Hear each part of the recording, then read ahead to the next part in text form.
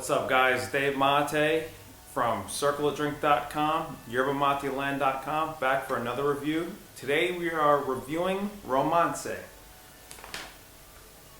Romance. I first had this mate, I don't know, a week and a half ago. I was actually drinking Chamigo with a friend of mine. She didn't really like it that much. Later on that day, we started drinking Romance, and she was like, okay, now we're getting somewhere. I like this mate. My first impression of this mate was, wow, I can't believe this is Argentine Yerba Mate. It tastes so Paraguayan. It has these same characteristics you find in Paraguayan mate, such as Pajarito, Selecta, even Ascension to some degree. It has that butteriness. It has that viscous mouthfeel to it. It's very syrupy. It's very chalky. It's very thick and buttery. My initial impression was, yeah, this is a nice mate, Paraguayan. After spending a week, just over a week with it, I think it's an okay mate now. If you look into the company, you see that they have really good certifications. They grow their mate under strict guidances, clean mate. A lot of control in the production, a lot of control in the storing of the mate. So I like to see companies that really take care of how they produce fine mate. This mate is aged at least 9 months, upwards of 1 year. So you're going to get that smoothness. It's a pretty weird mate, to be honest. It's kind of, you're getting the smooth taste from it, you're getting the buttery taste from it. But then you're also getting some strong green taste from it. You're getting some, even some cake, some lemon cake aspects of it.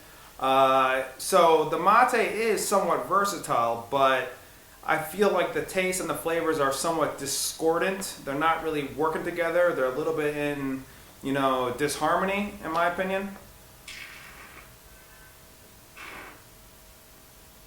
I like this mate, but no, it's not a sort of mate that I'm going to jump to.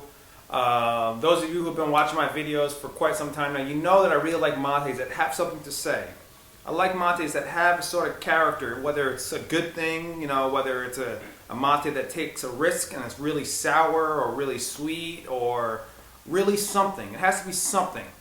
If it's just safe, then I can't say that it's a bad mate. I mean, I don't think there's any really bad mates out there, but if it plays it safe, this mate has definitely played it safe, then it loses my interest. I become bored very quickly, and it's not a mate that I just want to wake up and start drinking. It's not a Cruz de Malta, it's not a Mission, it's not Canarias, it's not Rosa Mate Especial, Pajarito, Selecta. These mates have something to say. They took a stance, they put their foot down, and they're like, this is who I am.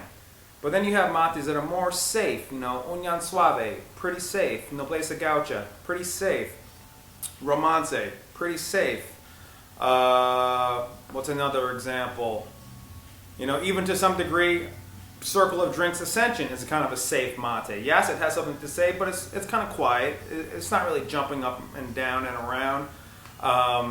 So who would I recommend this mate to? I would recommend it to somebody that likes a very safe, plain, square, vanilla mate.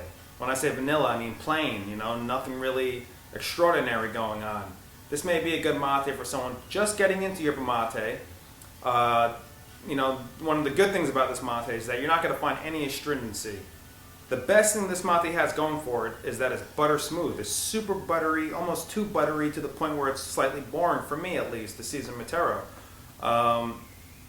So somebody who's just getting into yerba mate, this may be a great mate for them to try, get them into mate. They don't have to worry about the bitterness, the astringency. There's hardly any here in this brand.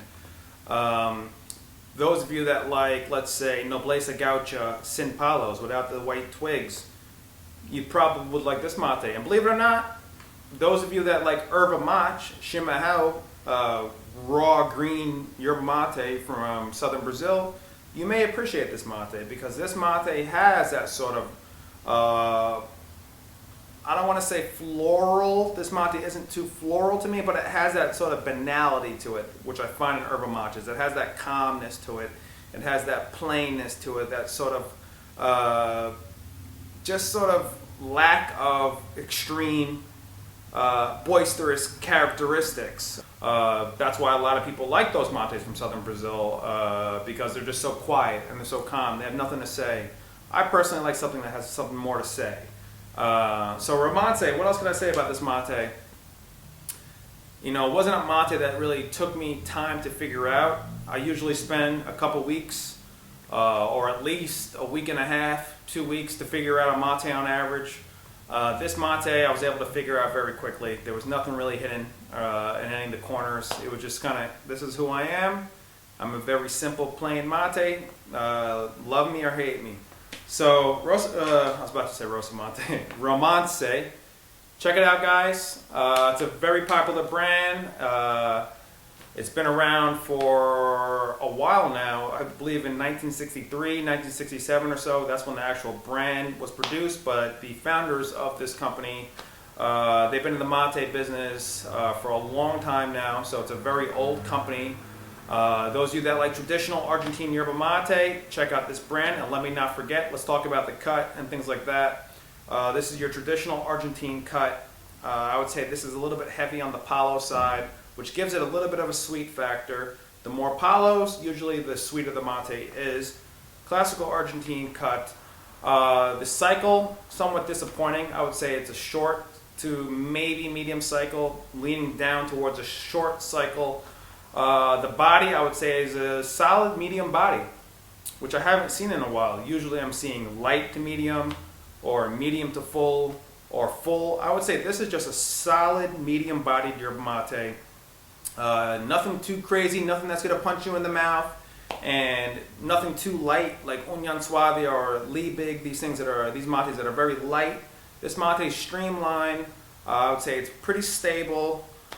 Between the transitionings of the cycles are the degradations of the mate, from a strong mate to a medium body mate to a light mate. How does the mate flow? How does it transition from strong to medium to light?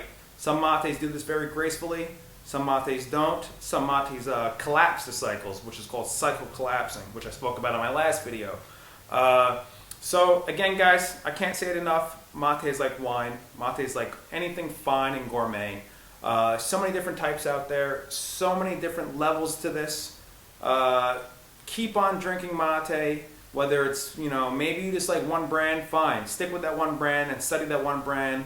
But eventually I recommend that you go off and just try something totally different, something totally new. Or even start adding your own blends and mixing mates. Why not? You're free to do whatever you want. You know, have fun. This is mate. This is what it's all about. There are no absolute rules here.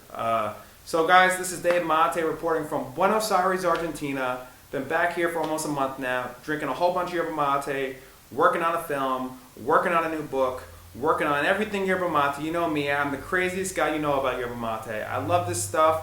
Been drinking it for 7 years, every single day, a couple liters a day. Why not? I love it. I feel great. Check out my website, circleofdrink.com. A lot of great things on that website, tons of information. You can spend hours reading articles about yerba mate. Find us on Facebook, facebook.com/circleofdrink. Of course, subscribe to these videos on YouTube, youtube.com/circleofdrink.